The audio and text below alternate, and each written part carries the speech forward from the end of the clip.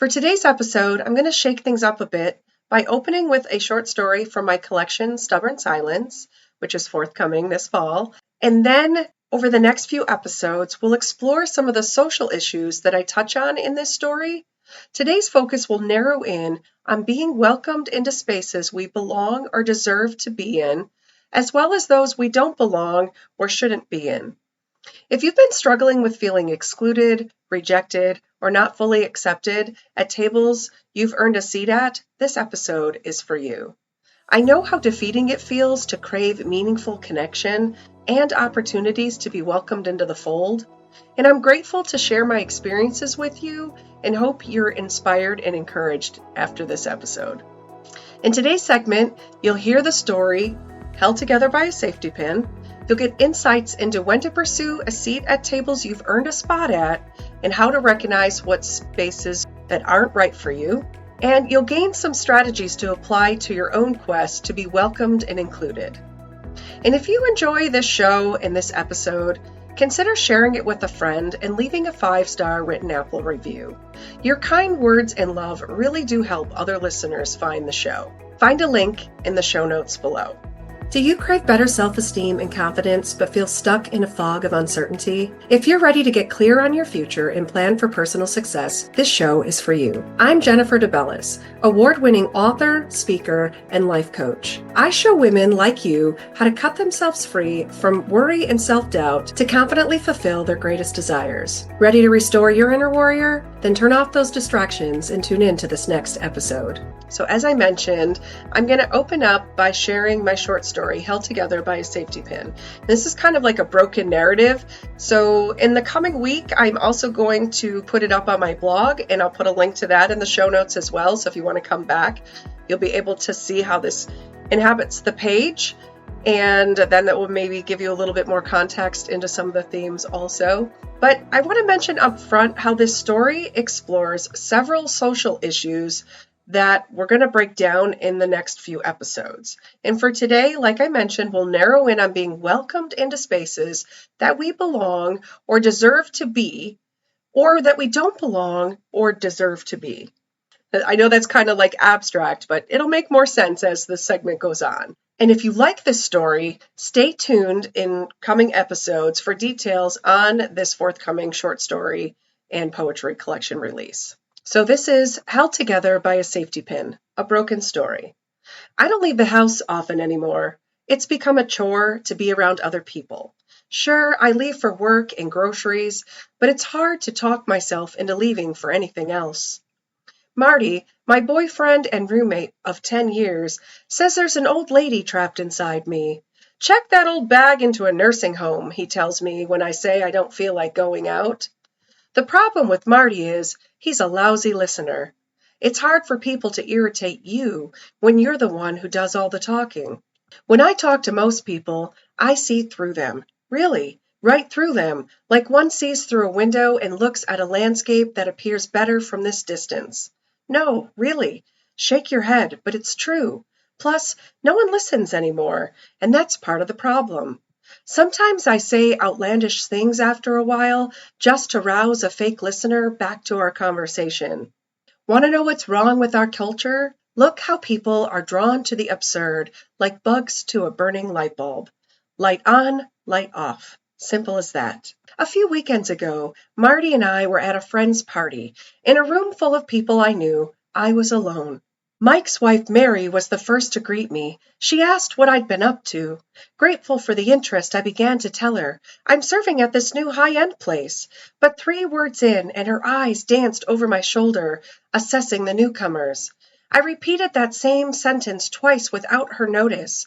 I heard about Mike's pickle prick problem. His what? She snapped back to attention, but only for a moment, before moving on to Debbie, who just walked in with Pat. Pat, who used to prefer Patty, and Debbie are a couple now. Pat nodded as I spoke, adding, in between every 3rd or 4th word I said.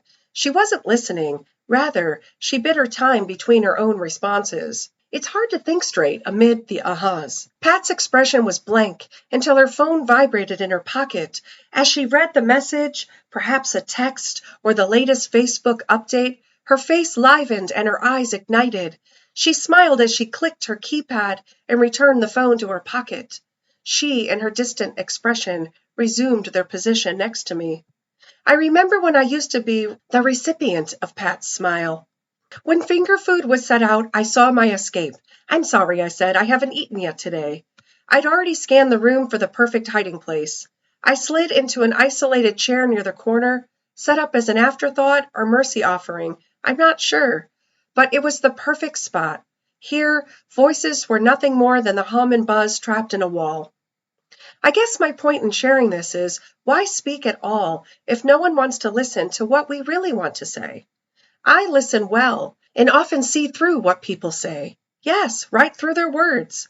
I filter what they say to uncover what they are not saying, like a sifter separating mites from flour. Most people don't want me or others to know the things they withhold. No, really. Shake your head, but you know I really know what you're thinking. Just like I know what they're thinking when they fidget and blush while I recap what they've just said by highlighting what they haven't mentioned. It's actually fun. You should try it if you haven't already. Usually it brings the conversation to a crossroad. Since most people like to talk about themselves, my assessments bring us to a fork. Veer to the left, and the person labors to defend or deny the things I've guessed. Reminds me of reading a story told by an unreliable narrator. We all know where this story is headed, and it's not good. Take the turn to the right, and the person prods me for their life's meaning and future. The problems with the latter are twofold. 1, I'm not God. I'm simply able to add. 2, they're not my circus nor my clowns to manage. No omniscience, no magic tricks. Simple as that. Guess what I'm getting at is why seek to understand if what people really want is to appear as they've portrayed themselves. Look at social media. Where have all the real people gone? Allow me to back up for a moment. When I say real people, I mean just that. Real people going about their business without socially constructed filters or censors. Take the ladies at our friend's party. A group of women sat 2 tables away from me. They leaned toward one another, creating a sort of shield that protected their conversation while it kept others out. I escaped their notice until Laura's husband, Bob, Laura being the wife who's just friends with her trainer, stopped to ask if I'd been placed in the corner for bad behavior. I laughed, though it's hardly funny. Laura and her colony took notice of us when Bob and I walked to the bar for another drink. "How are the boys?" I asked. I wasn't clear why I shouldn't be talking to Bob, but there was Laura squeezed between us before he could reply. "They're great," she said. "We just got back from Italy for our 12th year. Of course I knew about the trip. All of Facebook, Twitter, and Instagram knew about it. Bob rolled his eyes when she flashed her new ring in my face. "Look what Bob got me." "You mean," he chuckled, "you got yourself from me." Laura spun around so she and Bob were nose to nose. She gave him a knowing look before pecking his pursed lips. "A happy wife is a happy life." I can't recall what else she said before buzzing away, as my mind had already retreated to a safer place, that corner at the back of the room. Someone recently thanked me for being a good sport when the old men in their group flirted with me as I served them, flirted with me in ways that are considered sexual harassment these days. They were being real, at least. I get it.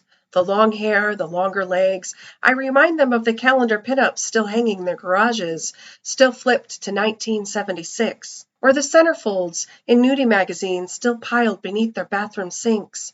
Go ahead. Look me up and down until I'm no longer me, but the gals who've haunted your fantasies for decades. Sure, I'll spin for you real slow. Of course, I'll walk by one more time for your tired old man eyes. Just remember to tip me well. Who can blame the old men, really? They've spent a lifetime responding to women the way they were conditioned to do their whole life. Anyone who's ever tried knows you cannot retrain a trained man. Go ahead, roll your eyes. Say you've tried and succeeded. Saying it doesn't make it real. What fascinates, no, irritates me, is the way people slut-shame women like it's their birthright or social duty. No, really. Slut-shaming is a real thing. It's not just some made-up feminist cause. Don't take my word. Take people's reactions to what women wear. I like fun tights. Many women do. I wear them for fashion, for comfort, for warmth and pizzazz during the dullest season. When tights with cutout patterns hit the shelves last season, I bought them in every color. With fun in mind. I bought them with fun in mind. Damn, those are hot, Marty says whenever he sees me sporting a pair. Who could think straight with you in front of him dressed in those? What else can I do but shake my head?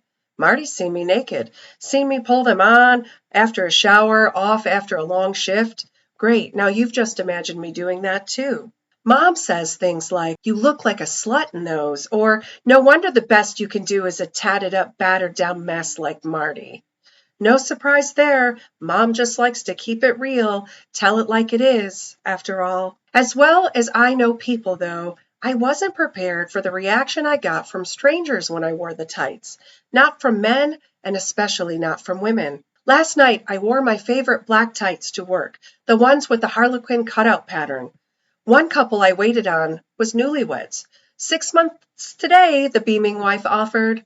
This is a great space, the husband said, taking in the recycled pallet wood walls, exposed old barn beams, and barn wood bar. My students would love this place. I'm a woodshop teacher, he added for context. I'm a teacher too. One without a classroom right now, I said, working here to support my writing habit. He gave me a quick up and down look, lingering on the tights. Really? He cut off mid-sentence. He didn't know I knew why he stopped talking. Neither was the little Mrs. hip to the fact that I saw her in the wall mirror, crushing his toes as we talked. The sharp pinch to the inner thigh is what got him, though. What would get him through the rest of their time there? Anyway, I shifted back to the reason they were there. What can I start you off with? A bottle of Revenge, the wife said. That's a Cab Merlot blend, right? Yeah, it's a Cab Merlot Zin blend, I added. I reached behind my neck to flip my overheated hair and locked loose my sea-rock beaded necklace. The T-pin slipped from its ring and the necklace crashed to the ground. If you thought the husband was under pressure looking at my tights, imagine the sweat beads that formed on his receding hairline when they watched me bend over and collect my necklace and freshly broken beads. When I looked up, her eyes were fixed on mine, his on hers. It was hard to miss my sweat trail that matched his. What neither of them would ever know, is that the sweat beads forming on my forehead were because the safety pin I wore to hold my slip to my skirt came undone just before the necklace fell from my neck. The pin tip pierced my spine in waves as I scrambled to collect my scattered things. Sorry, I offered as I stood. The wife's expression softened, her hand still on her husband's thigh, her thumb and forefinger ready for another round. Can you bring a gluten-free menu with the wine?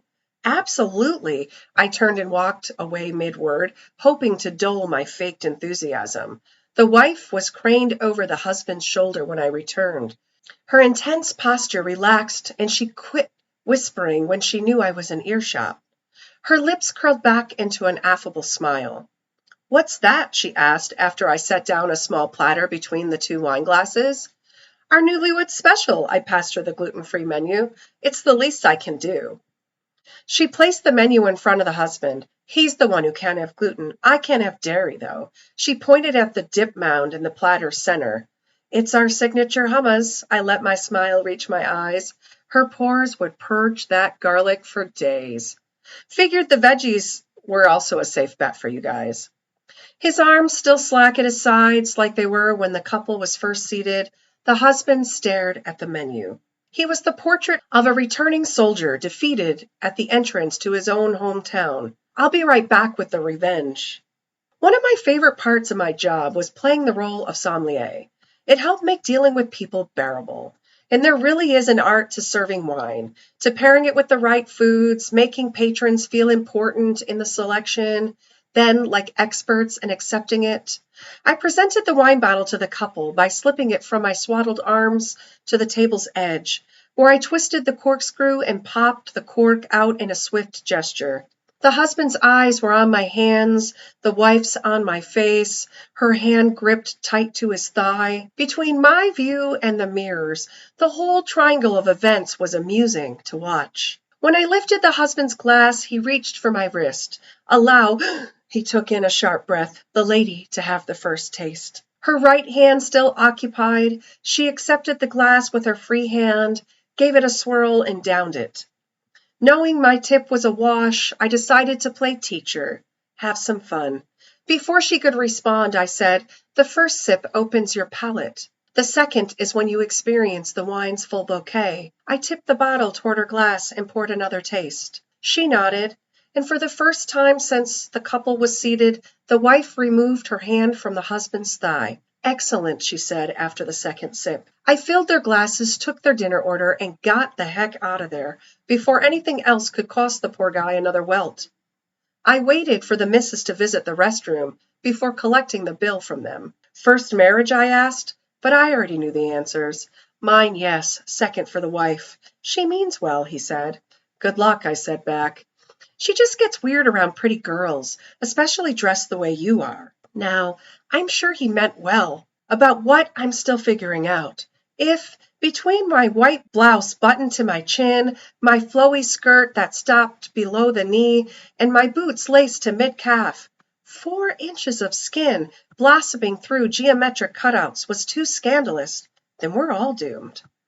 In the time I took to mull over my safest replies, the husband finished his thought. "If you wore those while teaching," he paused to point at my legs, "none of the boys would pay attention to your lesson. I know I wouldn't." His laugh was genuine. It was deep-gutted, woody, like he'd finally cut something loose and could breathe again. "Really?" I nodded and collected the billfold from the table. I smiled at the wife heading back to the table. Her plunging cleavage bobbed with each step. When our paths crossed, I noticed she'd undone a couple buttons on her blouse to open up her neckline. The satin bow of her bra now peeked from above a taut button ready to give away at any moment. Not my circus, not my clowns, I reminded myself. "Good luck," I offered over my shoulder, this time for her benefit. The wife's cheeks flushed. "On what?" "Your new marriage. Happy 6 months," I said. I dipped behind the counter to help another couple without waiting for her reply. The thing is, some days I feel like my sanity, the world even, is held together by a safety pin. One wrong move, wrong word, and the pin unhinges and lets everything fall apart. Mom says I was born safety challenged, and I'll die safety challenged. She says my fear of commitment and having kids is proof. Wonder what her 3 marriages and divorces say about her safety challenges. What's safety anyway? Some false security blanket we wrap ourselves in that's supposed to separate us from harm? The only safety I've ever known is internal. You can't expect it from others. Their resolve is flawed by their motives and by their quest to get what they want any way they can. There you go, shaking your head again, but you know it's true. Tonight I promised Marty I'd go out with him. Dinner and dancing. Less chance for conversations or interaction with others this way. Marty gets home from work early. I'm almost ready for our night out. He slips the noose of his tie from his neck and tosses it into the pile for the cleaners. Taking me in from head to toe, he says, "You're the reason I get through the day." He pulls me into a tight hug and kisses me hard on the lips. I pull away from the kiss, but leave our bodies pressed together. Red lipstick rings his lips, stains the skin around them. I imagine my own reflection mirrors his. But I'm intrigued by what's reflected in his eyes. No fear, no regret, no holding back. "Ditch the pin," he says when he releases me. Who gives a shit what people think? Though it took me forever to hide the bar of the pin that holds together the crossover panel of my wraparound dress and narrows my neckline, I unfasten the clasp and slip the pin free.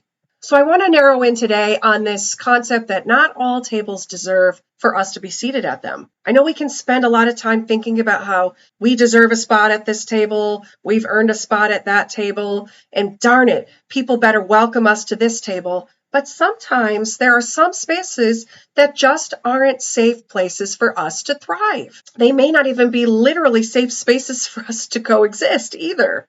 I learned this lesson a few years ago when I finally, after years of waiting, got invited to a party that I usually got excluded from hanging around this particular group of individuals. And I just remember struggling to kind of find spaces to kind of organically and fluidly fit into and stuff. I found myself mostly just asking people questions and listening. for their responses, trying to take an interest in other people. And what I noticed right away is that there were very few people in this space that really wanted to know anything about what was going on in my life. And so I finally found myself just grabbing a cocktail, grabbing some snacks, and just kind of like sitting close to the fire where everybody was sitting and kind of talking and hanging out. And the amount of just nonsensical babble and vulgarity that was happening and bantering, and just the really distasteful jokes that were very personal to other people who were in attendance, some sitting right there as significant others. And I just found myself just kind of like recoiling, like, oh God, these are not my people. And it was kind of one of those moments where it's like, God, I had FOMO for so long, and here I am. And these are not the kind of people that I would fight to spend time with. It almost like God was protecting me all of this time from being in the company of these individuals who just don't share my same values or my same humor or don't have the same interests. Now, fast forward, I've kind of been meditating on this topic again, and I had a recent refresher course on protecting my safety from tables that I don't belong at. And I was recently at a festival, and it was very interesting, how like the universe is. You have something on your heart, or you have something on your mind, or you just talked about somebody or something, and then boom, they're in your path. So it was one of those instances where I was with a loved one, and she had just called my memory back to something, because she said, I can't believe you're going to go to this individual's event, because she, in particular, the woman, is always awful to you. She says despicable things behind your back, and she reminded me of something, and one of the things that she had said, and this is like getting back to me like third and fourth hand at this point, was that she sees my podcast or she sees my shorts and they make her cringe. And a lot of the other things that she says about me are always really cutting things. And of course she wants them to get back to me. And I kind of sometimes laugh, because I'm like, the irony here is that, first of all, I'm not offended by the things that you say, because you say a lot of awful things about a lot of people. And so it's like, consider the source in that instance. And it says more about that individual than it does about anything that she could possibly say about anybody else, even if it has a merit of truth. But the irony is that here's a woman who just spends a lot of her time criticizing other women in very degrading ways. And that's a lifestyle for her. And that's cringy. Like, to me. So the irony is, like, she says that she cringes every time she sees me, which is kind of unfortunate, that every time you see someone who's supposed to be a friend in your community, it makes you cringe. And here's this woman who's just trying to live her best life and just trying to offer other people who are my people something inspiring and some type of encouragement and ways to transform their lives and, develop their personal growth journey. And that's cringeworthy. But what's cringeworthy is other people cutting other people down all the time. So anyhow, I was thinking about all that stuff in that, that split second moment where you meditate on things. And then boom, I turn around and literally she and half of her family are sitting at a table. And I'm like, oh, I guess I'm going to be confronting you and engaging in some kind of exchange with you today, right now. So interestingly, we're talking about being welcomed or deserving a spot at a table, or knowing when not to sit at certain tables that aren't for you. There's a table involved in this particular story. So the first thing is that they're all sitting at this table and I'm standing at the end of the table. So I'm there conversing, but I'm not sitting down at the table. And there was this kind of like awkward exchange that I had to navigate. Right away, the husband is kind of looking me up and down. He's really close, and it's kind of creepy. And I'm trying to block it out, because it's almost like I have spent my entire life trying to get used to and trying to put the horse blinders on when men are looking at me in very unfavorable ways. And it's because I, like many women, have had to do that. We've had to get good at, making a decision. I'm going to say, stop looking at me like that, or I'm going to block it out, get through the exchange I need to get through, and get the heck out of there as fast as I can. And so I usually do the latter, because, again, I'm trying to keep the peace in a certain situation, because, when you're dealing with people in your community that you're not going to entirely cut off, there are things that you have to navigate and maybe tolerate that you maybe wouldn't tolerate in other situations. So I found myself in that regard the whole time. And then she starts cutting cutting into me right away. And I'm at a festival. So of course I have this cute sundress on, but to give you some context, it's covering everything. It's a little flowy because I don't want it to be too clingy because I'm eating food and things. So I don't want to get like bloated and then look bad in the dress. So I have this cute sundress that is just above my knee. It does have spaghetti straps, but it's like higher cut. And I'm feeling my girly cute self because I love sundresses and sandals and it's summer. So what do you think I'm going to wear to a festival? Sundress and sandals.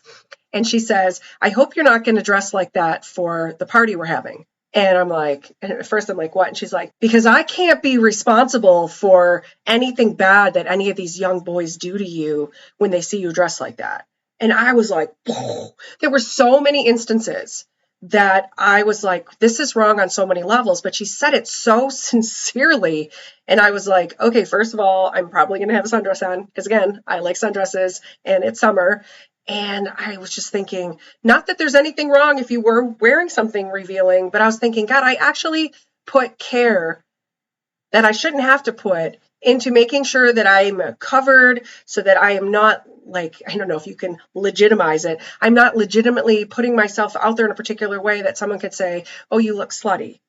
And that's just a really horrible place to be in. But it's a thought that I have in my head when I'm looking in the mirror to make sure, like, do I need to put another layer on to cover up these straps or do I need to do that? And that's an awful thing that women have to deal with, but we have to deal with it sometimes. And so here I found myself, like, I kind of put some care into making sure that even when I bought this dress, that it was covering all the right stuff and that it was long enough and all these different things. And now you're criticizing how I'm dressed and you're saying that if somebody does something bad to me, that I invited it.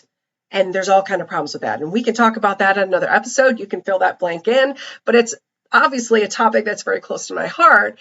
And I just was like, I kind of wrapped up that conversation, obviously got the heck out of there, tried to be as pleasant as I could. But, it's a conversation that's kind of been sticking in my head. Like, how much access does this person going to have to me in the future?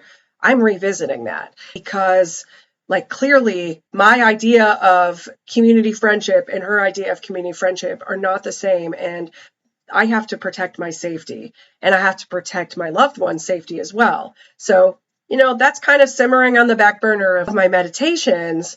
And all humor aside, like including the comedy becomes tragedy kind of theme that really felt like it was playing out, not all tables are meant for us to sit at.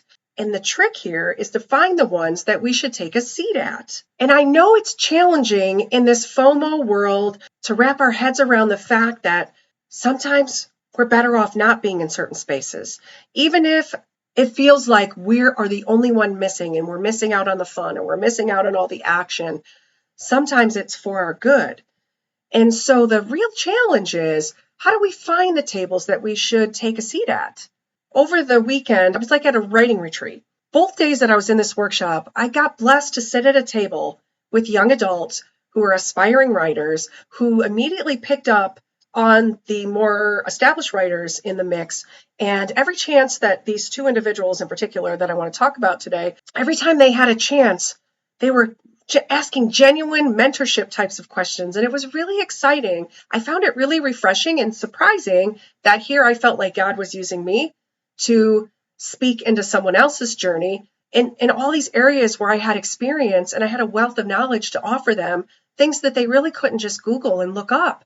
And it was a really great experience thinking about the duality of sitting at a table where we belong and that iron and sharpening iron concept and how sometimes we receive and sometimes we give. And that's really the beauty of meaningful connection.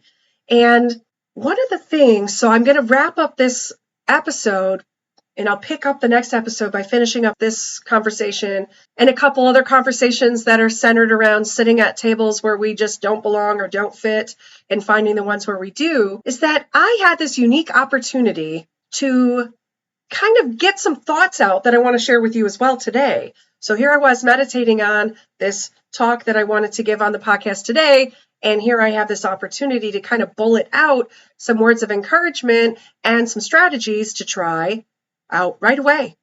It's all free too. You don't need any resources for these things. You're literally just changing your actions and your behaviors and deciding where to go and where not to go. And so my biggest point of encouragement was, number one, find your people.